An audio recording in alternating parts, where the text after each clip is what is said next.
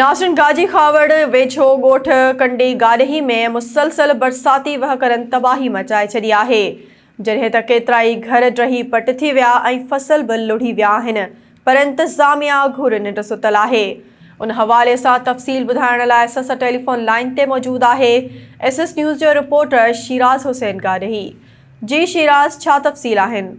जी बिल्कुल, गाजी खुआवड़ लॻ ॻोठ कंडी गाड़ी में मुसलसिल बरसाती वहकरनि तबाही मचाए छॾी आहे। केतिरा ई घर ड्रही पट थी विया आहिनि ऐं फसल बि लुढ़ी विया आहिनि। ॻोठाणा पधरे पट वेठल आहिनि ऐं क़ीमती सामान बि लुढ़ी चुको आहे, पर इंतिज़ामिया हिन वक़्त ताईं अघूर निंड सुतल आहे, जॾहिं त ॻोठ में मासूम ॿारनि केतिरनि ई बीमारियुनि में जनम पिणु वरितो आहे ऐं ॻोठ जे मुकमल घरनि अंदरि वॾे तादाद में पाणी बि बीठल आहे। ॻोठाणनि मीडिया सां दाईंदे चयो आहे त बरसाती वहकरनि सबबि असांजा अझा बि ड्रही पट थी विया आहिनि ऐं ज़रई फसल बि न बची सघियो आहे ऐं ॻोठ में रहंदड़ ॻोठाणनि मासूम ॿारनि में ख़तरनाक बीमारियुनि बि जनम वरितो आहे, मगर हुकूमत सिंध तरफ़ां असांजी का बि वार न थी सघी आहे ऐं न ई राशन तोड़े टेंट वग़ैरह जो को बंदोबस्तु कयो वियो आहे ऐं मुसलसिल पाकिस्तान पीपुल्स पार्टी खे वोट ॾिना आहिनि।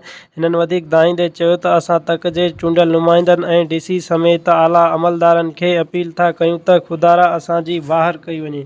जी।